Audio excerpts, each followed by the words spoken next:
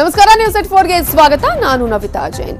BIEC Covid centre ಅಲ್ಲಿ ಎಡವಟ್ಟಾಗಿದ್ದು ಮೊದಲ ದಿನದ ಊಟದಲ್ಲೇ ಜಿರಳೆ ಸಿಕ್ಕಿದೆ. ಮಾರ್ಷಲ್ಗಳಿಗೆ ಕೊಟ್ಟಿದ್ದ ಊಟದಲ್ಲಿ ಜಿರಳೆ ಸಿಕ್ಕಿದ್ದು ಮೊದಲ ದಿನವೇ ಕೋವಿಡ್ ಕೇರ್ ಸೆಂಟರ್ ನಲ್ಲಿ ಈಗ ಎಡವಟ್ಟಾಗಿದೆ.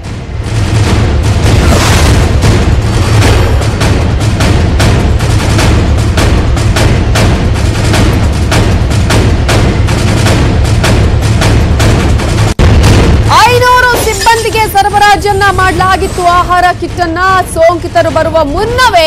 ಹೀಗಾದ್ರೆ ಹೇಗೆ ಅನ್ನುವ ಪ್ರಶ್ನೆ, ಯಾಕಂದ್ರೆ ಎಲ್ಲಾ ವ್ಯವಸ್ಥೆಗಳನ್ನ ಈ ಒಂದು ಕೊರೋನಾ ಕೇರ್ ಸೆಂಟರ್ ಅಲ್ಲಿ ಮಾಡಲಾಗಿದೆ. ಆದ್ರೆ ಈಗ ಈ ಒಂದು ಸೆಂಟರ್ ಅಲ್ಲಿ ಊಟ ಕೊಟ್ಟವರ ವಿರುದ್ಧವೇ ಆಕ್ರೋಶ ವ್ಯಕ್ತ ಆಗಿದೆ. ಯಾಕಂದ್ರೆ ಜಿರಳೆ ಸಿಕ್ಕಿದೆ, ಕೊಟ್ಟಂತಹ ಆಹಾರದಲ್ಲೇ ಜಿರಳೆ ಸಿಕ್ಕಿದ್ದು. ಈಗ 500 ಸಿಬ್ಬಂದಿಗೆ ಆಹಾರ ಕಿಟ್ ಅನ್ನ ಸರಬರಾಜು ಮಾಡಲಾಗಿತ್ತು. ಆದ್ರೆ ಆ ಒಂದು ಆಹಾರದಲ್ಲೇ ಈಗ ಜಿರಳೆ ಸಿಕ್ಕಿದೆ, ಊಟದಲ್ಲೇ ಜಿರಳೆ ಸಿಕ್ಕಿದ್ದು. ಈ ಹಿನ್ನೆಲೆಯಲ್ಲಿ ಎಲ್ಲಾ ವ್ಯವಸ್ಥೆಗಳನ್ನ ಮಾಡ್ಕೊಂಡ್ರು ಕೂಡ ಏನಾದ್ರೂ ಒಂದು ಎಡವಟ್ಟು ಆಗ್ತಾನೆ ಇದೆ. ಈಗಾಗಲೇ ನಾವು ಗಮನಿಸಬಹುದು 5,000 ಬೆಡ್ಗಳ ವ್ಯವಸ್ಥೆ ಆಲ್ರೆಡಿ ಆಗಿದೆ. ಬಿಐಇಸಿ ಯಲ್ಲಿ 10,100 ಬೆಡ್ಗಳ ವ್ಯವಸ್ಥೆ ಅಂತ ಸರ್ಕಾರ ಹೇಳಿತ್ತು. ಆದ್ರೆ 6,100 ಆಯ್ತು. ಆದ್ರೆ ಇದೀಗ 5,000 ಬೆಡ್ಗಳ ವ್ಯವಸ್ಥೆ ಆಗಿದೆ. ಆದ್ರೆ ಈಗ ಸಿಬ್ಬಂದಿಗೆ ಕೊಟ್ಟಂತಹ ಆಹಾರದಲ್ಲೇ ಈಗ ಎಡವಟ್ಟು ಆಗ್ತಾ ಇರೋದು. ಮೊದಲ ದಿನವೇ ಮೊದಲ ಎಡವಟ್ಟು ಆಗಿದೆ ಆಹಾರದ ವಿಚಾರದಲ್ಲಿ. 500 ಸಿಬ್ಬಂದಿಗೆ ಅಂತ ಹೇಳಿ ಈಗಾಗಲೇ ಆಹಾರದ ಕಿಟ್ ಅನ್ನು ವಿತರಿಸಲಾಗಿತ್ತು. ಆದ್ರೆ ಮೊದಲ ದಿನದ ಊಟದಲ್ಲೇ ಜಿರಳೆ ಸಿಕ್ಕಿದೆ. ಮಾರ್ಷಲ್ಗಳಿಗೆ ಕೊಟ್ಟಿದ್ದಂತಹ ಊಟದಲ್ಲಿ ಜಿರಳೆ ಸಿಕ್ಕಿದ್ದು ಈಗ ಆಕ್ರೋಶವನ್ನ ವ್ಯಕ್ತಪಡಿಸಲಾಗಿದೆ. ಈಗಾಗಲೇ ಆಕ್ರೋಶವನ್ನ ಅವರು ವ್ಯಕ್ತಪಡಿಸಿದ್ದಾರೆ. ಯಾಕಂದ್ರೆ ತಿನ್ನುವಂತಹ ಆಹಾರದಲ್ಲಿ ಈ ತರ ಆದ್ರೆ ಹೇಗೆ? ಒಂದ್ ಕಡೆ ಈಗಾಗಲೇ ಎಲ್ಲರೂ ಕೂಡ ಆತಂಕದಲ್ಲಿದ್ದಾರೆ. ಹೇಗಪ್ಪ, ಯಾವ ರೀತಿಯ ಸಿಚುವೇಶನ್ ಇದೆ, ಏನಾಗುತ್ತೋ ಅನ್ನುವಂತಹ ಆತಂಕ. ಈಗ ಆಹಾರದಲ್ಲಿ ವ್ಯತ್ಯಯ ಆದ್ರೆ ಆರೋಗ್ಯದ ವಿಚಾರಕ್ಕೆ ಸಂಬಂಧಪಟ್ಟೇನೆ ಇಲ್ಲಿ ಗಮನಿಸಬೇಕಾಗತ್ತೆ. ಆಹಾರದಲ್ಲಿ ಏನಾದ್ರೂ ಹೆಚ್ಚು ಕಡಿಮೆ ಆಗಿ ಅವರ ಆರೋಗ್ಯದಲ್ಲಿ ಏನಾದ್ರೂ ಹೆಚ್ಚು ಕಡಿಮೆ ಆದ್ರೆ ಯಾರು ಜವಾಬ್ದಾರಿಯನ್ನ ವಹಿಸಿಕೊಳ್ತಾರೆ? ಇದರ ಬಗ್ಗೆ ಸರಿಯಾದ ಕ್ರಮವನ್ನ, ಜೊತೆಗೆ ಏನಾಗಿದೆ, ಯಾವರಿಗೆ ಕೊಡಲಾಗಿದೆ ಈ ಒಂದು ಆಹಾರವನ್ನು ಸರಬರಾಜು ಮಾಡೋದಕ್ಕೆ, ಇದರ ಬಗ್ಗೆ ಕೂಡ ಸರ್ಕಾರ ಗಮನವನ್ನ ವಹಿಸಬೇಕಾಗತ್ತೆ. ನೀವು ದೃಶ್ಯದಲ್ಲಿ ಗಮನಿಸಬಹುದು. ಈಗಾಗಲೇ ಅಲ್ಲಿನ ಮಾರ್ಷಲ್ಗಳು ಆಕ್ರೋಶವನ್ನ ವ್ಯಕ್ತಪಡಿಸಿದ್ದಾರೆ.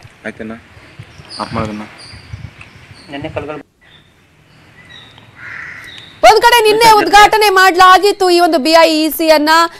ಒಂದ್ ಕಡೆ ಡಿಸಿಎಂ ಆಗಿರುವಂತಹ ಅಶ್ವಥ್ ನಾರಾಯಣ ಅವರು, ಹಾಗೆ ಕಂದಾಯ ಸಚಿವರಾಗಿರುವ ಆರ್ ಅಶೋಕ್ ಅವರು ಹೋಗಿ ಅಲ್ಲಿ ನಿನ್ನೆ ವೈದ್ಯರಿಗೆ ಹೂಗುಚ್ಛವನ್ನ ಕೊಟ್ಟು ಅಲ್ಲಿ ಉದ್ಘಾಟನೆಯನ್ನ ಮಾಡಲಾಗಿತ್ತು. ಇವತ್ತಿನಿಂದ ಸೋಂಕಿತರಿಗೆ ಅಲ್ಲಿ ಆರೈಕೆಯನ್ನ ಮಾಡುವಂತಹ ಎಸಿಂಪ್ಟಮ್ಯಾಟಿಕ್ ಅವರಿಗೆ ಅಲ್ಲಿ ಅವ್ರನ್ನ ಆರೈಕೆ ಮಾಡುವಂತಹ ಪ್ರಯತ್ನಗಳು ಕೂಡ ಆಗುತ್ತೆ. ಆದ್ರೆ ಈಗ ಇಂತಹ ಎಡವಟ್ಟು ನಡೆದಿದೆ. ಇದ್ರ ಬಗ್ಗೆ ಡೀಟೇಲ್ಸ್ ಕೊಡೋದಕ್ಕೆ ನಮ್ಮ ರಿಪೋರ್ಟರ್ ಅಭಿಷೇಕ್ ಈಗ ಫೋನ್ ಸಂಪರ್ಕದಲ್ಲಿದ್ದಾರೆ. ಅಭಿಷೇಕ್, ಈಗ ಮೊದಲ ದಿನವೇ ಎಡವಟ್ಟು ಆಗಿದೆ ಆಹಾರದ ವಿಚಾರದಲ್ಲಿ. ಮಾರ್ಷಲ್ಗಳಿಗೆ ಏನ್ ಹೇಳಿದ್ದಾರೆ? ಮಾರ್ಷಲ್ಗಳು ಏನಾದ್ರೂ ಇದರ ಬಗ್ಗೆ ಮೇಲಧಿಕಾರಿಗಳ ಗಮನಕ್ಕೆ ತಂದಿದ್ದಾರಾ? ಖಂಡಿತ ನವಿತಾ, ಏನು ಅಂತಂದ್ರೆ ಬಿಐಸಿಯ ಕೋವಿಡ್ ಕೇರ್ ಸೆಂಟರ್ ಒಂದು ಏನು ಇನಾಗ್ರೇಷನ್ ಆಗಿ ಕೇವಲ 24 ಗಂಟೆಗಳ ಮಾತ್ರ ಕಳೆದಿರ್ತಕ್ಕಂಥದ್ದು. ಈ ಒಂದು 24 ಗಂಟೆಗಳ ಪ್ರಥಮ ದಿನವೇ ಅಂದ್ರೆ ಇವತ್ತು ಪ್ರಥಮ ದಿನದಲ್ಲೇ ಮಧ್ಯಾಹ್ನದ ಊಟದಲ್ಲಿ ಒಂದು ಜಿರಳೆ ಕಂಡಿರ್ತಕ್ಕಂಥದ್ದು ಬಹಳಷ್ಟು ಒಂದು ಟೀಕೆಗೆ ಗ್ರಾಸವಾಗಿರ್ತಕ್ಕಂಥದ್ದು. ಅಂದ್ರೆ ಈ ಮಾರ್ಷಲ್ಗಳು ಕೂಡ ಏನು ಮಾರ್ಷಲ್ಗಳಿಗೆ ಊಟ ತರಿಸಿದ್ರು, ಕೇವಲ ಮಾರ್ಷಲ್ಗಳಿಗೆ ಅಷ್ಟೆಲ್ಲ ಒಟ್ಟು 500 ಸಿಬ್ಬಂದಿಗಳು ಇವತ್ತಿರ್ತಕ್ಕಂಥದ್ದು. 500 ಸಿಬ್ಬಂದಿಗಳಿಗೆ ಇವತ್ತು ಒಂದು ಜಯನಗರದ ವೈಟ್ ಪೆಟಲ್ಸ್ ಹೋಟೆಲ್ ನಿಂದ ಒಂದು ಊಟ ತರಿಸಿದ್ದಾರೆ. ಈ ಒಂದು ಹೋಟೆಲ್ ನ ಬಂದಿರ್ತಕ್ಕಂಥ ಊಟದಲ್ಲಿ ಜಿರಳೆ ಕಂಡಿರ್ತಕ್ಕಂಥದ್ದು. ಮಾರ್ಷಲ್ ತಮ್ಮ ಮೇಲಧಿಕಾರಿಗಳಿಗೆ ಈಗಾಗಲೇ ಮಾಹಿತಿ ಕೊಟ್ಟಿದ್ದಾರೆ. ನೋಡಿ ಸರ್, ಈ ರೀತಿ ನಮ್ಗೆ ಊಟದಲ್ಲಿ ಜಿರಳೆ ಬರ್ತಾ ಇದೆ, ನಾವು ಜೀವವನ್ನು ಪಣಕ್ಕಿಟ್ಟು ನಾವು ಕೆಲಸ ಮಾಡೋದಕ್ಕೆ ಬಂದಿದ್ದೀವಿ. Okay, thank you Abhishek ಡೀಟೇಲ್ಸ್ಗೆ.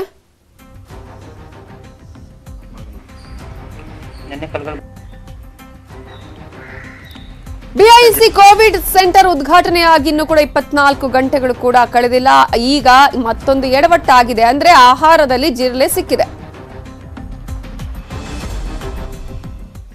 7ನೇ ತರಗತಿ ಪಠ್ಯದಿಂದ ಟಿಪ್ಪು ವಿಷಯವೇ ಮಾಯ ಆಗ್ಬಿಟ್ಟಿದೆ. ಪಠ್ಯದಲ್ಲಿ ಆ ಒಂದು ಟೆಕ್ಸ್ಟ್ ಬುಕ್ ಅಲ್ಲಿ ಆ ವಿಷಯವೇ ಇಲ್ಲ. ಕಾಂಗ್ರೆಸ್ ವಿರೋಧದ ಮಧ್ಯೆ ಕೂಡ ಕೈ ಬಿಟ್ಟಿದೆ ಸರ್ಕಾರ. ಸಿಎಂ ನಿರ್ಧಾರಕ್ಕೆ ಶಾಸಕ ಅಪ್ಪಚ್ಚು ರಂಜನ್ ಸಂತಸವನ್ನ ವ್ಯಕ್ತಪಡಿಸಿದ್ದಾರೆ. ಕಾಂಗ್ರೆಸ್ ವಿರೋಧದ ನಡುವೆ ಕೂಡ ಇಂತಹ ಬೆಳವಣಿಗೆ ನಡೆದಿದೆ. ಕೊಡಗಿಗೆ ಟಿಪ್ಪು ಅನ್ನುವ ಹೆಸರು ಬಹಳ ಅಪಮಾನ. ಟಿಪ್ಪು ಮಾಡಿರೋದು ಅನ್ಯಾಯದ ಕೆಲಸಗಳು ಮಾತ್ರ. ಸಂಘ ಪರಿವಾರದ ಮುಖಂಡರಿಗೆ ಅಪ್ಪಚ್ಚು ರಂಜನ್ ಧನ್ಯವಾದವನ್ನ ಹೇಳಿದ್ದಾರೆ. 7ನೇ ತರಗತಿ ಪಠ್ಯದಿಂದನೇ ಟಿಪ್ಪು ಪಠ್ಯ ಈಗ ಮಾಯ ಆಗ್ಬಿಟ್ಟಿದೆ. ಟೆಕ್ಸ್ಟ್ ಬುಕ್ ಅಲ್ಲಿ ಇಲ್ವೇ ಇಲ್ಲ ಈಗ ಟಿಪ್ಪು ಪಠ್ಯ. ಈ ಹಿನ್ನೆಲೆಯಲ್ಲಿ ಅಪ್ಪಚ್ಚು ರಂಜನ್ ಅವರಿಗೆ ಧನ್ಯವಾದವನ್ನ ಸಲ್ಲಿಸಿದ್ದಾರೆ ಸಂಘ ಪರಿವಾರದ ಮುಖಂಡರಿಗೆ.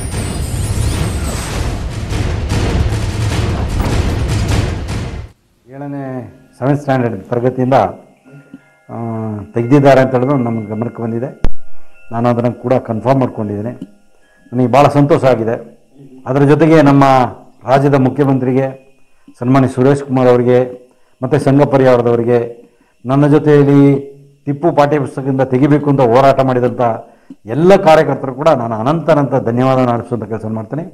ನನಗಂತೂ ಭಾಳ ಸಂತೋಷ ಆಗಿದೆ. ಯಾಕೆಂದರೆ ಟಿಪ್ಪು ಅಂತ ಹೇಳುವಂಥ ಹೆಸರು ನಮ್ಮ ಕೊಡಗಿಗೆ ಒಂದು ಅಪಮಾನ. ಅದರಲ್ಲೂ ಕೂಡ ಅವರ ಹೆಸರನ್ನು ವೈಭವೀಕರಿಸಿ ಅವರು ಮಾಡದಿದ್ದರೂ ಕೂಡ ಚರಿತ್ರೆಯಲ್ಲಿ ತಪ್ಪನ್ನು ಕೊಟ್ಟು ಅದನ್ನು ವಿದ್ಯಾರ್ಥಿಗೆ ಕಲಿಸುವಂಥ ಕೆಲಸವನ್ನು ಮಾಡ್ತಾಯಿದ್ರು. ಒಳ್ಳೆಯ ಕೆಲಸವನ್ನು ಮಾಡಿದ್ದಾರೆ ಅಂತ ಹೇಳಲಿಕ್ಕೆ ಇಚ್ಛೆಪಡ್ತೇನೆ.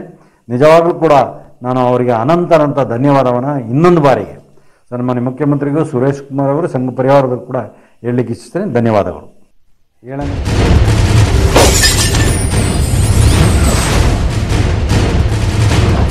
ಟಿಪ್ಪು ಜಯಂತಿ ಮಾಡೋದು ಬಿಡೋದು ಅವರಿಗೆ ಸೇರಿದ್ದು, ಪಠ್ಯಕ್ರಮದಿಂದ ಕೈ ಬಿಡೋದು ಸರಿಯಲ್ಲ ಅಂತ ಹೇಳಿದ್ದಾರೆ. ಕೆಪಿಸಿಸಿ ಅಧ್ಯಕ್ಷರಾಗಿರುವ ಡಿಕೆ ಶಿವಕುಮಾರ್ ಹೇಳಿಕೆ ಕೊಟ್ಟಿದ್ದಾರೆ. ಇನ್ನು ತನ್ನ ಅಜೆಂಡಾ ಈಡೇರಿಸೋದಕ್ಕೆ ಹೀಗೆ ಮಾಡಿದ್ದಾರೆ, ಪಠ್ಯದಿಂದ ಕೈ ಬಿಡಬಹುದು, ಆದ್ರೆ ಇತಿಹಾಸ ತಿರುಚೋದಕ್ಕೆ ಸಾಧ್ಯ ಇಲ್ಲ ಅಂತ ಹೇಳಿ ಕೆಪಿಸಿಸಿಯಿಂದಲೇ ಅಧ್ಯಯನ ಸಮಿತಿಯನ್ನು ಮಾಡಲಾಗುತ್ತೆ ಅಂತ ಹೇಳಿದ್ದಾರೆ ಡಿಕೆ ಶಿವಕುಮಾರ್.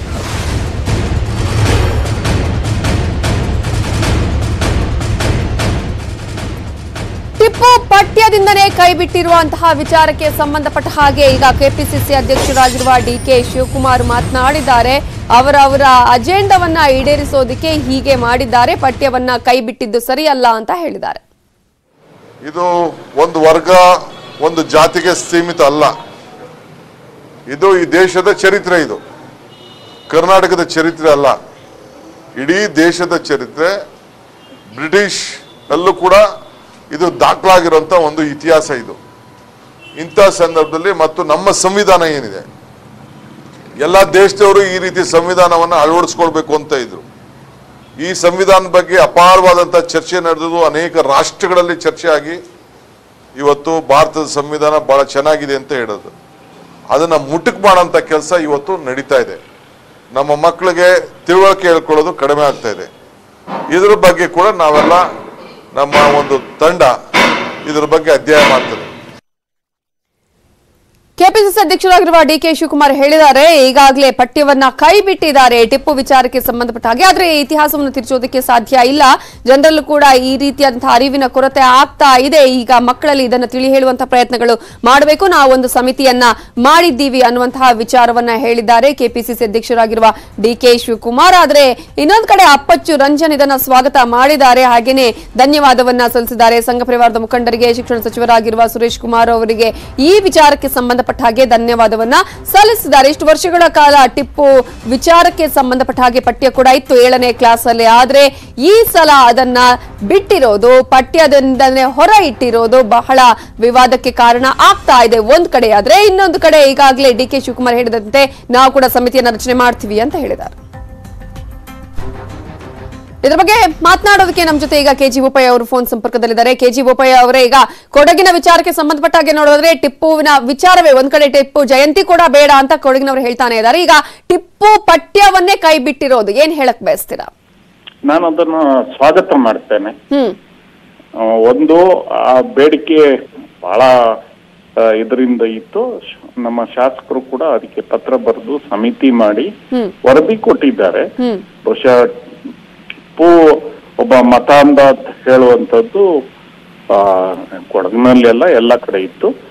ಏನು ನಮ್ಮ ಇಡೀ ಜನತೆ ಒಂದು ಆಶೆ ಇತ್ತು, ಅದಕ್ಕೆ ಸ್ಪಂದಿಸಿದ್ದಾರೆ. ಹಾಗಾಗಿ ಕೈ ಬಿಟ್ಟಿದ್ದಕ್ಕೆ ನಾನು ಸ್ವಾಗತಿಸ್ತೇನೆ. ಓಕೆ, ಒಂದ್ ಕಡೆ ಈಗ ಇತಿಹಾಸ ತಿರುಚೋದಕ್ಕೆ ಸಾಧ್ಯ ಇಲ್ಲ ಎಷ್ಟೇ ಪಠ್ಯದಿಂದ ಕೈ ಬಿಟ್ರು ಅಂತ ಡಿಕೆ ಶಿವಕುಮಾರ್ ಹೇಳ್ತಾ ಇದ್ದಾರೆ, ಏನ್ ಹೇಳ್ತೀರಾ? ಅವರು ಹೇಳಲೇಬೇಕಲ್ಲ, ಇತಿಹಾಸ ತಿರುಚಿ ಬರ್ದಿದ್ದು ಅವರೇ. ಈಗ ನಾವು ನಿಜವಾದ ಇತಿಹಾಸವನ್ನ ಹೇಳಿದ್ದೇವೆ, ಅದರಲ್ಲಿ ಏನು ಯಾವುದೇ ರಾಜಕೀಯ ಇಲ್ಲ. ಈಗ ಒಂದು ಕೊಡಗಿನ ವಿಚಾರ ಒಂದ್ ಕಡೆ ಆದ್ರೆ, ಇಡೀ ಕರ್ನಾಟಕದ ವಿಚಾರಕ್ಕೆ ಸಂಬಂಧಪಟ್ಟ ಹಾಗೆ, ಭಾರತದ ವಿಚಾರಕ್ಕೆ ಸಂಬಂಧಪಟ್ಟ ಹಾಗೆ ಮಕ್ಕಳಿಗೆ ಇದನ್ನ ಹೇಳುವಂತಹ ಅಥವಾ ಮಕ್ಕಳಿಗೆ ಹೇಳುವಂತದ್ದು ಸತ್ಯವನ್ನ ಹೇಳಬೇಕು. ಈಗ ಬರೀ ಅವರು ಬ್ರಿಟಿಷರ ವಿರುದ್ಧ ಹೋರಾಟ ಅಂದ್ರೆ ಸಾಲದು, ಅವನ್ನ ಇನ್ನೊಂದು ವಿಚಾರವನ್ನು ಹೇಳ್ಬೇಕಲ್ಲ. ಎಷ್ಟು ಜನರನ್ನ ಮತಾಂತರ ಕೇವಲ ಇಲ್ಲಿ ಮಾತ್ರ ಮಾಡಿದ್ದಲ್ಲ, ಕೊಡಗುದು ಆ ನೋವು ಹಾಗೇನೆ ಇದೆ, ಹಾಗೇನೆ ಮಂಡ್ಯ ಜಿಲ್ಲೆಯಲ್ಲಿಯೂ ಇದೆ, ಎಲ್ಲ ಕಡೆ ಇದೆಯಲ್ಲ. ಹಾಗಾಗಿ ಚರಿತ್ರೆಯನ್ನ ತಿರುಚುವ ಪ್ರಯತ್ನ ಆಗಿಲ್ಲ. ಸತ್ಯ ನಿಜಾಂಶ ತಿಳಿಬೇಕು ಮಕ್ಕಳಿಗೆ ಎಲ್ಲವನ್ನು. ಆಯ್ತು, ಈಗ ಟಿಪ್ಪುದು ಇಟ್ರೆ ಒಂದು ಅದು ಇರ್ಲಿ, ಇದನ್ನು ಹೇಳ್ಬೇಕಲ್ಲ. ರಕ್ತಪಾತಕ ಎಷ್ಟು ಮಾಡಿದ್ದಾರೆ, ಎಷ್ಟು ಜನರನ್ನ ಮತಾಂತರ ಮಾಡಿದ್ದಾರೆ, ಎಷ್ಟು ದೇವಸ್ಥಾನಗಳು ನಾಶ ಆಗಿದೆ, ಅದನ್ನು ಹೇಳ್ಬೇಕಲ್ಲ.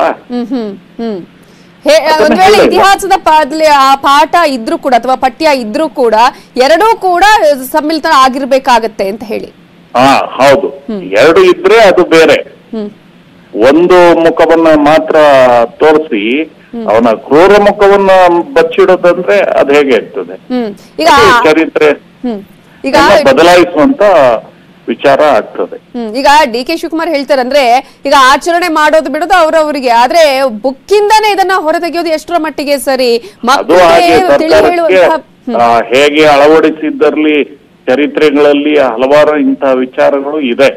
ಅದಕ್ಕೆ ಈಗ ಚಾಲನೆ ದೊರೆತಿದೆ. ಮಕ್ಕಳಲ್ಲಿ ನೈಜಾಂಶವನ್ನು ತಿಳಿಸ್ಬೇಕು.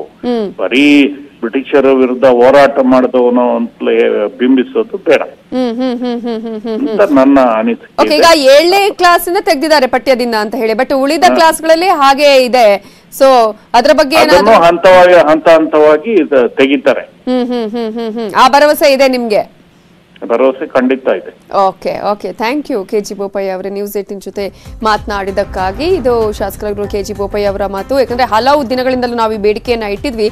ಕೊಡಗು ಆಗಿರಬಹುದು ಅಥವಾ ಮಂಡ್ಯದ ವಿಚಾರಕ್ಕೆ ಸಂಬಂಧಪಟ್ಟ ಹಾಗೆ ನೋಡಿದ್ರೆ ಸಾಕಷ್ಟು ರಕ್ತಪಾತಗಳಾಗಿರುವಂಥದ್ದು, ಮತಾಂತರ ಆಗಿರುವಂಥದ್ದು. ಟಿಪ್ಪು ಜಯಂತಿಯ ವಿಚಾರದ ಸಂದರ್ಭದಲ್ಲಿ ಪ್ರತಿ ವರ್ಷ ಕೂಡ ಟಿಪ್ಪು ಜಯಂತಿ ಮಾಡಿದ್ರೆ ಯಾವ ರೀತಿಯಾಗಿ ಕೊಡಗಿನಲ್ಲಿ ಒಂದು ರೀತಿಯಾದಂತಹ ಅಲ್ಲಿ ಕರಾಳ ದಿನವನ್ನಾಗಿ ಆಚರಣೆ ಮಾಡಲಾಗುತ್ತೆ, ಬೇರೆ ಬೇರೆ ಹಿಂಸೆಗಳು ಕೂಡ ನಡೆಯುತ್ತೆ. ಈ ಹಿನ್ನೆಲೆಯಲ್ಲಿ ಈಗ ಪಠ್ಯದಿಂದ ಕೈಬಿಟ್ಟಿರೋದು ಸರಿ ಅಂತ ಹೇಳಿದ್ದಾರೆ. ಬಿಜೆಪಿ ಶಾಸಕರಿಗೆ ಬಿಸಿ ತುಪ್ಪವಾಗಿದೆ. ನಿಗಮ ಮಂಡಳಿ ಸಚಿವ ಸ್ಥಾನದ ಆಕಾಂಕ್ಷಿಗಳು ಈಗ ಆಕ್ರೋಶವನ್ನ ವ್ಯಕ್ತಪಡಿಸ್ತಾ ಇದ್ದಾರೆ. ಹಿರಿಯ ಶಾಸಕರುಗಳಿಗೆ ಸಚಿವ ಸ್ಥಾನದ ಆಕಾಂಕ್ಷೆಯನ್ನ ಇಟ್ಕೊಂಡಿದ್ರು, ಆದ್ರೆ ಇದೀಗ ನಿಗಮ ಮಂಡಳಿ ನೀಡಿರುವಂತದ್ದು ಒಂದು ರೀತಿಯ ಆತಂಕಕ್ಕೆ ಕಾರಣ ಆಗಿದೆ. ಸಚಿವ ಸ್ಥಾನದ ಆಕಾಂಕ್ಷಿ ದತ್ತಾತ್ರೇಯ ಪಾಟೀಲ್ ರೇವೂರ ಅವರು KKRDB ಅನ್ನ ನೀಡಿದ್ದಾರೆ ಸಿಎಂ BS ಯಡಿಯೂರಪ್ಪ ಅವರು. ಹಾಗೆಯೇ ಕಲಬುರಗಿ ದಕ್ಷಿಣ ಕ್ಷೇತ್ರದ ಶಾಸಕರಾಗಿರುವಂತಹ ರೇವೂರ ಅವರಿಗೆ, ಇನ್ನು ಸೇಡಂ ಶಾಸಕ ರಾಜ್ಕುಮಾರ್ ಪಾಟೀಲ್ ತೆಲ್ಕೂರ ಅವರಿಗೆ NEKRTC ಅಧ್ಯಕ್ಷ ಸ್ಥಾನವನ್ನ ನೀಡಲಾಗಿದೆ. ಹಾಗಾಗಿ ಸಾಕಷ್ಟು ಜನ ಶಾಸಕರುಗಳು ಸಚಿವ ಸ್ಥಾನದ ಆಕಾಂಕ್ಷಿಗಳಾಗಿದ್ರು, ಆದ್ರೆ ಯಾವುದೇ ರೀತಿಯಲ್ಲೂ ಭಿನ್ನಮತ ಸ್ಫೋಟ ಆಗಬಾರದು, ಬಂಡಾಯ ಶಮನ ಆಗಬೇಕು ಅನ್ನುವಂತಹ ನಿಟ್ಟಿನಲ್ಲಿ ನಿಗಮ ಮಂಡಳಿಗಳ ಅಧ್ಯಕ್ಷ ಸ್ಥಾನವನ್ನ ನೀಡಲಾಗಿದೆ. ರೇವೂರ ಮತ್ತು ತೆಲ್ಕೂರ ಇಬ್ಬರಿಗೂ ಕೂಡ ಬೇಡವಾಗಿದೆ ನಿಗಮ ಮಂಡಳಿ. ಯಾಕಂದ್ರೆ ಅವರಿಬ್ರು ಕೂಡ ಅಂದುಕೊಂಡಿದ್ದು ಸಚಿವರಾಗ್ತೀವಿ, ಸಚಿವರಾಗಿ ಮಾಡ್ತಾರೆ ಅಂತ ಹೇಳಿ ಆ ಒಂದು ಕನಸನ್ನ ಕಟ್ಟಿಕೊಂಡಿದ್ರು. ಈಗ ಮಂಡಳಿ ತೆಗೆದುಕೊಂಡ್ರೆ ಸಚಿವ ಸ್ಥಾನ ಸಿಗಲ್ಲ ಅನ್ನುವಂತಹ ನಿರ್ಧಾರ ಕೂಡ ಇದೆ ಅದರ ಹಿಂದೆ ಅಂತ ಹೇಳಿ. ಸೊ ತೆಲ್ಕೂರ ಕಣ್ಣಿರೋದು KKRDB ಅಧ್ಯಕ್ಷ ಗಾದಿ ಮೇಲೆ. ತೆಲ್ಕೂರಾಗೆ ಸರ್ಕಾರ ಕೊಟ್ಟಿರೋದು NEKRTC. ಸೊ NEKRTC ತಗೊಂಡ್ರೆ KKRDB ಸಿಗಲ್ಲ ಅನ್ನುವಂತಹ ಪ್ರಶ್ನೆ ಕೂಡ ಇದೆ. ಇದೇ ಕಾರಣಕ್ಕಾಗಿ ಈಗ ಇಬ್ಬರಿಗೂ ಕೂಡ ಗೊಂದಲ ಇದೆ. ಒಂದ್ ಕಡೆ ರೇವೂರ ಅವರಿಗೆ, ಇನ್ನೊಂದ್ ಕಡೆ ತೆಲ್ಕೂರ, ಇಬ್ಬರಿಗೂ ಕೂಡ ಈಗ ಗೊಂದಲ ಇದೆ. ಒಂದು ತಗೊಂಡ್ರೆ ಮತ್ತೊಂದು ಕೈ ತಪ್ಪತ್ತೆ ಅನ್ನುವಂತಹ ಭಯ ಕೂಡ ಇದೆ. ಅದೇ ಕಾರಣಕ್ಕಾಗಿ ಮುಂದಿನ ದಿನಗಳಲ್ಲಿ ಸಿಎಂ ಅವರನ್ನ ಭೇಟಿಯಾಗಿ ಏನ್ ಮಾಡಬೇಕು ಅನ್ನುವಂತಹ ಮುಂದಿನ ನಿರ್ಧಾರ ತೆಗೆದುಕೊಳ್ಳುವಂತಹ ಸಾಧ್ಯತೆ ಇದೆ. ಈಗ ನಿಗಮ ಮಂಡಳಿಯ ವಿಚಾರಕ್ಕೆ ಸಂಬಂಧಪಟ್ಟ ಹಾಗೆ ಒಂದು ರೀತಿಯಾದಂತಹ ಆತಂಕ ಇದೆ. ಕೆಲವರಿಗೆ ಖುಷಿ ಆದ್ರೆ ಇನ್ನು ಕೆಲವರು ಆಕ್ರೋಶ ವ್ಯಕ್ತಪಡಿಸಿದ್ದಾರೆ. ನಾವು ಕೇಳೇ ಇರಲಿಲ್ಲ ಅನ್ನುವಂತಹ ವಿಚಾರವನ್ನ ಹೇಳಿದ್ದಾರೆ. ಕೆಲವರಿಗೆ ಬೇರೆ ನಿಗಮ ಮಂಡಳಿ ಅಧ್ಯಕ್ಷ ಸ್ಥಾನ ಬೇಕಾಗಿತ್ತು, ಆದ್ರೆ ಅದು ಸಿಕ್ಕಿಲ್ಲ, ಬೇರೆ ಬೇರೆ ಸಿಕ್ಕಿದೆ. ಹಾಗಾಗಿ ಒಂದು ಸಿಕ್ಕಿದ್ರೆ ಇನ್ನೊಂದು ಕಳ್ಕೊಳ್ಳುವಂತಹ ಭೀತಿ ಕೂಡ ಇದೆ ಅನ್ನೋದನ್ನ ಗಮನಿಸಬೇಕಾಗುತ್ತೆ. ತೆಲ್ಕೂರಾಗೆ NEKRTC ಸ್ಥಾನವನ್ನ ನೀಡಲಾಗಿದೆ, ಆ ಅಧ್ಯಕ್ಷ ಸ್ಥಾನವನ್ನ. ಆ ಒಂದು ಹಿನ್ನೆಲೆಯಲ್ಲಿ ಈಗ ಗೊಂದಲ ಏರ್ಪಾಡಾಗಿದೆ. ಫೋನ್ ಕಾಲ್ ಬಂದ್ರೆ ಸಾಕು, ಯಾರದ್ದೇ ಆದ್ರೂ ಕೂಡ ಆತ್ಮಸ್ಥೈರ್ಯ ಕುಗ್ಗುತ್ತೆ. ಅದೇ ರೀತಿಯಾಗಿ ಪದೇ ಪದೇ ಫೋನ್ಗಳು ಬರುವಂತಹ ಸಂದರ್ಭದಲ್ಲಿ ಆತ್ಮಸ್ಥೈರ್ಯವನ್ನ ಕುಗ್ಗಿಸಿದ್ವು. ಮನೆ ಮಂದಿಯನ್ನ ನೆನೆಸಿಕೊಂಡು ನೋವನ್ನ ಪಟ್ಟಿದ್ದಿದೆ. ಭಯ ಪಡದೆ ಎಲ್ಲವನ್ನ ಕೂಡ ಇವರೆಲ್ಲರೂ ಕೂಡ ಎದುರಿಸಿ ಗೆದ್ದು ಬಂದಿದ್ದಾರೆ. ಇದು ಕೊರೋನಾ ಗೆದ್ದು ಬಂದವರ ಸ್ಟೋರಿ. ಪಾಸಿಟಿವ್ ಬಂದಿದ್ದ ಪೊಲೀಸರ ನೋವಿನ ಕತೆ, ಕೊರೋನಾ ಗೆದ್ದವರ ಧೈರ್ಯದ ಮಾತುಗಳು ನ್ಯೂಸ್ 18 ನಲ್ಲಿ. ಬೆಂಗಳೂರಲ್ಲಿ ಕೊರೋನಾ ಗೆದ್ದ 166 ಪೊಲೀಸರು 1 ತಿಂಗಳು ಅನುಭವಿಸಿದ ಯಾತನೆಗಳು ಏನು, ಏನೆಲ್ಲ ಆಯ್ತು ಅನ್ನೋದರ ಡೀಟೇಲ್ಸ್ ನಿಮ್ಮ ನ್ಯೂಸ್ 18 ಕನ್ನಡದಲ್ಲಿ.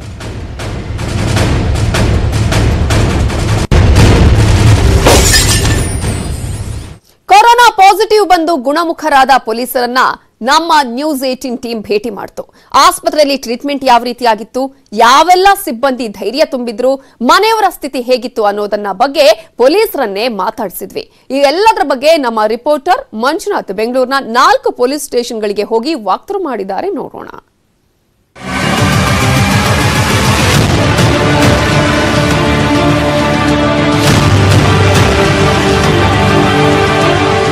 ಬೆಂಗಳೂರು ನಗರ ಪೊಲೀಸರನ್ನ ಕೊರೋನಾ ಅನ್ನುವಂತ ಒಂದು ಮಾರಕ ವೈರಸ್ ಬಿಡದೆ ಕಾಡ್ತಾ ಇದೆ.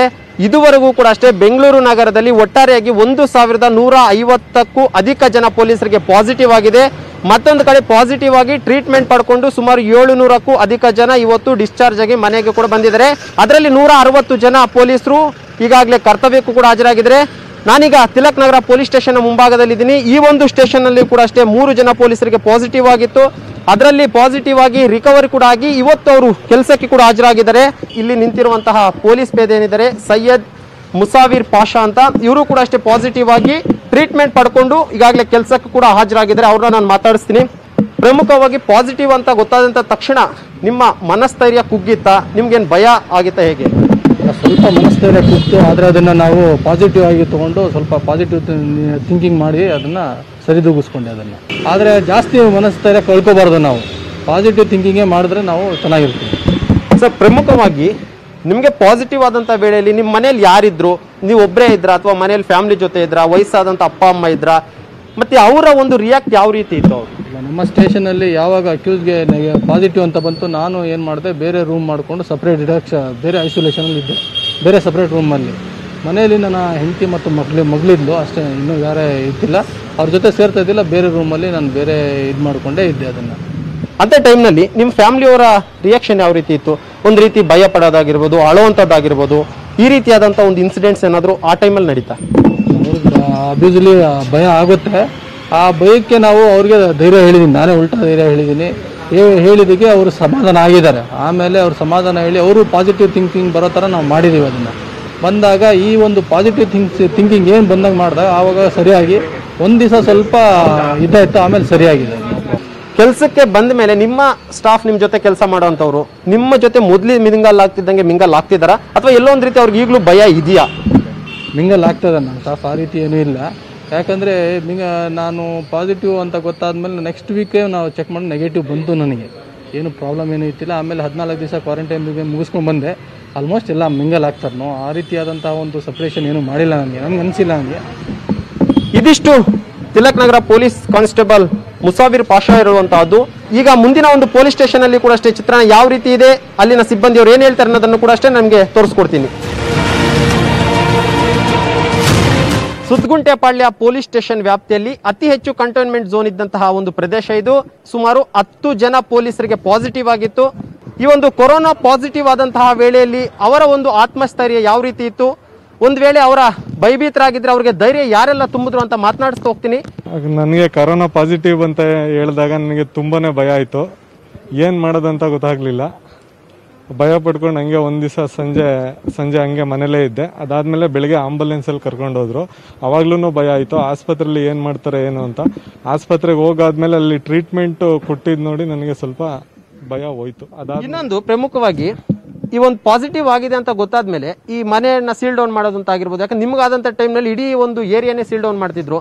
ಈ ಸೀಲ್ ಡೌನ್ ಮಾಡಿದಂತಹ ವೇಳೆಯಲ್ಲಿ ಅಕ್ಕಪಕ್ಕದವರು ಮನೆಯವರು ನಿಮ್ಮನ್ನ ನೋಡುವಂತಹ ರೀತಿ ನೀತಿ ಯಾವ ರೀತಿ ಇತ್ತು? ಆ ಟೈಮಲ್ಲಿ ಕರೋನಾಗಿ ಭಯಗಿಂತನೂ ಅದೇ ಭಯ ಜಾಸ್ತಿ ಇತ್ತು. ಯಾವ ಥರ ಅವಮಾನ ಮಾಡ್ತಾರೋ ಏನೋ, ನಮ್ಮನೆ ಸೀಲ್ ಡೌನ್ ಮಾಡಿದರೆ ನಮ್ಮನ್ನು ಯಾವ ಥರ ನೋಡ್ತಾರೋ, ಫ್ರೆಂಡ್ಸ್ ಯಾವ ಥರ ನೋಡ್ತಾರೋ ಅಂತ ತುಂಬ ಭಯ ಇತ್ತು. ಆದರೆ ನಮ್ಮ ಪೊಲೀಸ್ ಆಫೀಸರ್ಸು ಮತ್ತು ನಮ್ಮ ಸ್ಟಾಫ್ಸು ನಮ್ಮ ಎಲ್ಲರೂ ನಮಗೆ ಆತ್ಮಸ್ಥೈರ್ಯ ತುಂಬಿದ್ರು, ಫೋನ್ ಮಾಡಿ ಧೈರ್ಯ ತುಂಬಿದ್ರು. ಅದರಿಂದ ಒಂದು ಸ್ವಲ್ಪ ಈಗ ಪಾಸಿಟಿವ್ ಬಂದಂತವ್ರನ್ನ ನೋಡುವಂತ ರೀತಿ ನೀತಿ ಬೇರೆ ಇರುತ್ತೆ. ಅಕ್ಕಪಕ್ಕದ ಮನೆಯವರು ಇನ್ನೇನೋ ಶತ್ರುಗಳು ನೋಡೋ ರೀತಿಯಲ್ಲಿ ನೋಡ್ತಿರ್ತಾರೆ. ನೀವು ಪಾಸಿಟಿವ್ ಆಗಿ ಈಗ ನೆಗೆಟಿವ್ ಆಗಿ ಸ್ಟೇಷನ್ ಕೂಡ ಅಷ್ಟೇ ಬಂದಿದ್ದೀರಾ. ಇಲ್ಲಿ ಕೆಲಸ ಮಾಡ್ತಿದ್ದಂಥ ಟೈಮ್ನಲ್ಲಿ ನಿಮ್ಮ ಸಿಬ್ಬಂದಿಯವರು ಮೊದಲು ಯಾವ ರೀತಿ ಇದ್ರು ಅದೇ ರೀತಿ ಇದ್ದಾರಾ ಅಥವಾ ನಿಮ್ಮನ್ನು ನೋಡಿದ್ರೆ ಒಂದು ರೀತಿ ದೂರ ಹೋಗೋದಾಗಿರ್ಬೋದು, ಈ ಥರ ಏನಾದರೂ ಮಾಡ್ತಿದ್ದಾರಾ? ಸರ್, ನಮ್ಮ ಸ್ಟೇಷನಲ್ಲಿ ನಮ್ಮನ್ನು ಆ ಥರ ಯಾರೂ ನೋಡಿಲ್ಲ. ಬಟ್ ಪಬ್ಲಿಕ್ ಇದೆಯಲ್ಲ, ಸಮಾಜದಲ್ಲಿ ಒಂದು ನೋಡ್ತಕ್ಕಂಥ ಒಂದು ದೃಷ್ಟಿ ಕೆಟ್ಟದಾಗಿದೆ. ಬಟ್ ಇದು ಕರೋನಾ ಅಂತದ್ದು ಅಷ್ಟೊಂದು ಯಾವ ದಿನ ಅಲ್ಲ. ಬಟ್ ಸುಮ್ಮನೆ ಒಂದು ಭಯ ಪಡೋಂಥ ರೋಗ ಆಗಿದೆ ಹೊರತಾಗಿ ಅದು ಆ ಥರ ಒಂದು ಯಾವುದೇ ರೋಗ ಅಲ್ಲ ಅನ್ಸುತ್ತೆ ನನಗೆ.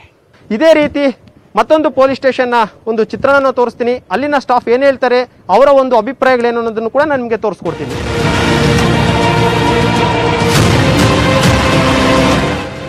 ಈಗ ನಾನು ಮಡಿವಾಳ ಪೊಲೀಸ್ ಸ್ಟೇಷನ್ನ ಮುಂಭಾಗದಲ್ಲಿದ್ದೀನಿ.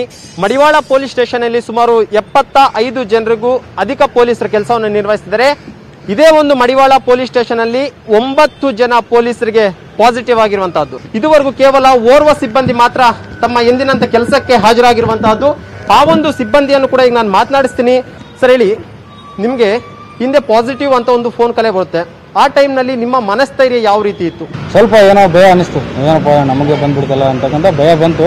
ಸೀಲ್ ಡೌನು ಅದು ಇದು ನಾವು ಡೈಲಿ ಡ್ಯೂಟಿ ಮಾಡೀವಿ, ಆನಂತರ ಇದಿಂಥವೆಲ್ಲ ಕಾಮನ್ ನೋಡೇ ಇರ್ತೀವಿ. ನಮಗೆ ಆ ಥರ ಏನೋ ಭಯ ಅನ್ನಿಸ್ಲಿಲ್ಲ. ಸ್ವಲ್ಪ ಅಕ್ಕಪಕ್ಕದಲ್ಲಿರೋರು ಜನ ಭಯ ಬಿದ್ದರು ಅಷ್ಟೇ, ಅವ್ರಿಗೂ ಸ್ವಲ್ಪ ಧೈರ್ಯ ಹೇಳಿ ಮುಗಿಸ್ಬಿಟ್ಟು. ಸೊ ನಿಮಗೆ ಪಾಸಿಟಿವ್ ಅಂತ ಗೊತ್ತಾದಂತ ವೇಳೆಯಲ್ಲಿ ನಿಮ್ಮ ಮನೆಯವರು ಆ ರೀತಿ ಏನಾದ್ರು ರಿಯಾಕ್ಟ್ ಮಾಡಿದ್ರೆ, ಒಂದು ರೀತಿ ಭಯಭೀತರ ಆದ್ರ? ಇಲ್ಲ, ನಾನು ನನ್ನ ಫ್ರೆಂಡ್ ಜೊತೆ ಇದ್ದೆ. ನಾವು ಒಂದು 2-3 ಜನ ಫ್ರೆಂಡ್ಸ್ ಇದ್ವಿ. ಅವರು ಎಲ್ಲ ಊರಿಗೆ ಹೋಗಿದ್ರು, ಯಾರೂ ಇರಲಿಲ್ಲ ಆ ಟೈಮಲ್ಲಿ. ನಾನು ನಮ್ಮ ಫ್ರೆಂಡ್ ಒಬ್ಬ ಇನ್ನೊಬ್ಬನಿದ್ದ, ಅವನಿಗೂ ಸ್ವಲ್ಪ ಭಯ ಆಯಿತು. ಹಿಂಗಾಯ್ತಲ್ಲ, ನಮ್ಮ ರೂಮ್ಮೇಟಿಗೆ ಬಂತು, ಏನಾಗುತ್ತೆ ಏನೋ ಅಂತ. ನಮ್ಮ ಹತ್ರ ಯಾವುದೇ ಸಿಂಪ್ಟಮ್ಸ್ ಇರಲಿಲ್ಲ. ಆನಂತರ ನಾನು ಭಾಳಷ್ಟು ಆ ರೂಮಲ್ಲಿ ಇರಲಿಲ್ಲ ಮೋಸ್ಟ್ಲಿ. ಆಮೇಲೆ ನಮ್ಮ ಸಾಹೇಬರು ಒಂದು ರೂಮ್ ವ್ಯವಸ್ಥೆ, ಲಾಡ್ಜ್ ವ್ಯವಸ್ಥೆ ಮಾಡಿಕೊಟ್ರು. ನಾನು ಅಲ್ಲಿ ಲಾಡ್ಜಲ್ಲಿದ್ದೆ. ಆ ಪ್ರಕಾರ ಇರಾಕ್ಲಿ ನನ್ನಿಂದ ಇನ್ನೊಬ್ರಿಗೆ ಯಾರಿಗೂ ಸ್ಪ್ರೆಡ್ ಆಗಲಿಲ್ಲ. ಅವರು ಟೆಸ್ಟ್ ಮಾಡಿಸಿದ್ರು, ಒಂದು ನೆಗೆಟಿವ್ ಅಂತ ರಿಪೋರ್ಟ್ ಬಂತು. ಅವರು ಏನೋ 1 ದಿನ 2 ದಿನ ಭಯ ಬಿದ್ದರು ಅಷ್ಟೇ. ಆಮೇಲೆ ಅವರು ಏನೋ ಅಲ್ಲೇ ನಾರ್ಮಲಾಗಿ ಇದ್ರು ಅಷ್ಟೇ. ಇಲ್ಲಿನ ಸಿಬ್ಬಂದಿಯವರು ನಿಮ್ಮಿಂದ ದೂರ ಹೋಗೋದಂಥದ್ದಾಗಿರ್ಬೋದು, ಅಥವಾ ನಿಮ್ಮನ್ನು ನೋಡಿದ್ರೆ ಒಂದು ರೀತಿ ಭಯ ಪಡೋದಂತಾಗಿರ್ಬೋದು, ನಿಮ್ಮ ಜೊತೆ ಎಲ್ಲಾದರೂ ಹೊರಗಡೆ ಹೋಗೋ ಟೀ ಕುಡಿಯೋಣ ಅಂದರೆ ಬರದೇ ಇರೋವಂಥದ್ದಾಗಿರ್ಬೋದು, ಈ ಥರ ಘಟನೆಗಳು ಯಾವುದಾದ್ರೂ ಆಗಿದೆಯಾ ನಿಮಗೆ? ಇಲ್ಲ, ನಮ್ಮಲ್ಲಿ ಆ ಥರ ಇನ್ನೂವರೆಗೂ ನನಗೇನು ಯಾರೂ ಮಾಡಿಲ್ಲ. ಎಲ್ಲ ನಾವು ಹೆಂಗಿರ್ಬೇಕಲ್ಲ, ಮಾಮೂಲಿ ಹೆಂಗಿರ್ಬೇಕು ಹಂಗೆ ಆಗಿದ್ದೀವಿ. ಎಲ್ಲರೂ ಮಾಮೂಲಿಯಾಗಿ ಕೂಡಿರ್ತೀವಿ, ಡಿಸ್ಟೆನ್ಸ್ ಮೇಂಟೈನ್ ಮಾಡಿಕೊಂಡು ಮಾತಾಡ್ಕೊಂಡಿರ್ತೀನಿ. ಸುಮಾರು 1 ವಾರ ಆಯ್ತು ನಾನು ಡ್ಯೂಟಿ ಬರ್ತಾ ಇದ್ದೀನಿ. ಆ ಥರ ನನಗಿನ್ನೂ ಏನು ಅನಿಸಿಲ್ಲ. ಇದಿಷ್ಟು ಮಡಿವಾಳ ಸ್ಟೇಷನ್ ಅಲ್ಲಿ ಕಾರ್ಯನಿರ್ವಹಿಸುತ್ತಿರುವಂತಹ ಪೊಲೀಸ್ ಪೇದೆ ಹೇಳುವಂತಹದ್ದು.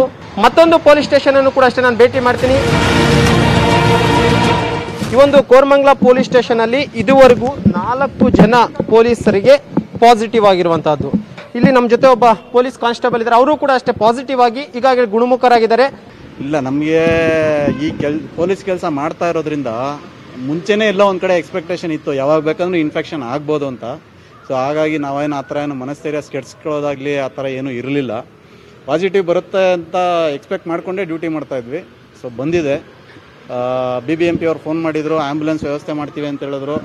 ಸೊ ನಾನೇ ಅವಶ್ಯಕತೆ ಇಲ್ಲ, ನಾನು ಹತ್ರದಲ್ಲಿರೋದ್ರಿಂದ ನಮ್ಮ ಸ್ಟೇಷನಿಂದನೇ ವ್ಯವಸ್ಥೆ ಮಾಡ್ತಾರೆ ಅಂತೇಳಿ ನಾನೇ ಎಲ್ಲ ಪ್ರಿಕಾಷನ್ಸ್ ತೊಗೊಂಡು ಹೋಗಿ ಕೋವಿಡ್ ಕೇರ್ ಸೆಂಟ್ರಲ್ಲಿ ಅಡ್ಮಿಟ್ ಆಗಿದ್ದೆ. 10 ದಿನ ಐಸೋಲೇಷನಲ್ಲಿದ್ದು ಈಗ ಹೊರಗಡೆ ಬಂದು ಡ್ಯೂಟಿ ಮಾಡ್ತೀನಿ. ಸರ್, ಫೈನಲಿ ಬೆಂಗಳೂರು ನಗರದಲ್ಲಿ ಇದುವರೆಗೂ 1150ಕ್ಕೂ ಅಧಿಕ ಪೊಲೀಸರಿಗೆ ಪಾಸಿಟಿವ್ ಆಗಿದೆ. ಅಂತಹ ಪೊಲೀಸರಿಗೆ ಮತ್ತು ಅವರ ಕುಟುಂಬಕ್ಕೆ ನೀವು ಹೇಳುವಂತಹ ಧೈರ್ಯದ ಮಾತುಗಳೇನು ಸರ್? ಇದು ಒಂದು ವೈರಲ್ ಫೀವರು.